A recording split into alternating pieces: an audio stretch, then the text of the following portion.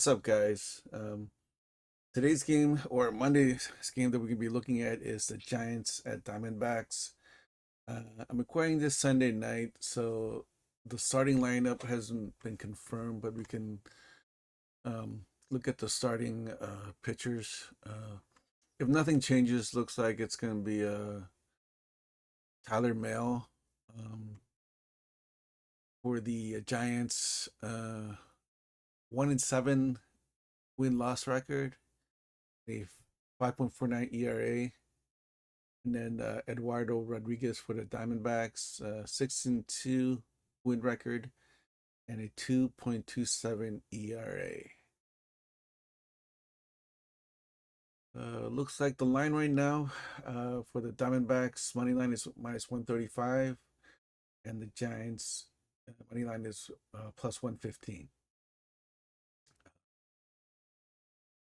Let's take a look at the last couple of games for each of the teams. You see, the Giants just finished against the Braves today, 3-2, and I believe the Rays won over the Diamondbacks today, 5-1. Um, let's look at the game charts for today's game. For looking at the chart for today's game for the Diamondbacks and the Rays, the progression of the game from the first inning to the ninth.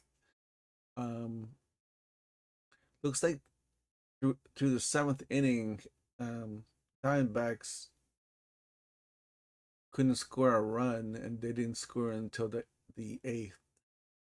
What tells me is that the bats for the Diamondbacks are pretty flat right now, as opposed to the Rays.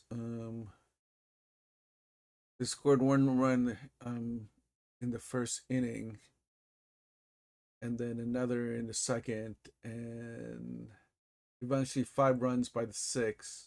And then they kind of plateaued to and cruised to the easy win. So that was for the day. So let's look at yesterday's. I think yesterday the Rays also defeated the Diamondbacks. Looks like 4-2, and again. Looks like the Diamondbacks scored a run in the first inning and then just kind of flatlined until the seventh inning.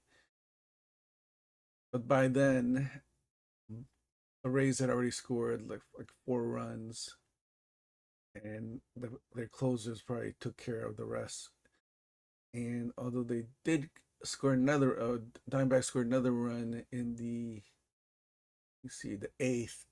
They just couldn't do anymore. So I think just looking at the last two games for the Diamondbacks, um, they're struggling right now as far as hitting the ball. At least that's what I see from the graphs. So let's take a look at the Giants. I think that was so. Today's Giants game is. I actually get a chance to watch the game. It's pretty slow going until the fifth inning, and then Giants scored 2 runs, and then they added another in the seventh. I thought they were going to cruise to an easy win, but the Braves made me sweat a little bit. They came back. Looks like they were able to put 2 runs up in the ninth, but it was just too much for them. So, but looks like the Giants got it done. Then on the previous day, I actually had them on yesterday too. They scored fast and early. It looks like um, they scored a run in the second inning, and then put up a total of 5 runs in the third, and then they just flatlined, couldn't do anything. But yesterday, which is more than enough because it looks like the Braves just got shut out. It was like They just couldn't do anything yesterday. Um, so I like my chances with looking at this graph. And, and base the well, I mean, I'm not too thrilled about Tyler, but I think that's how bad the D-backs have been struggling to hit the ball. And even though they're at home, I don't see how um, they could have like such a quick turnaround. I mean, again, like the Giants just defeated the Braves twice.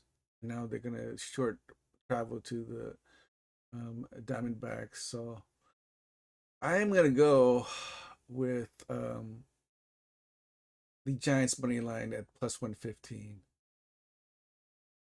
I mean, ideally, I would want the run line, but at minus 118, that's no go. And I don't trust the Diamondbacks enough to take the money line. I mean, it it's probably gonna be a low scoring game, but I think the Giants can put enough because they're hitting the ball pretty well. They can put enough points on the board to maybe get a small margin of victory over the Diamondbacks. So, all right, so that's our lock for the play of the day for Monday is the Giants money line at plus 115. All right, until next time.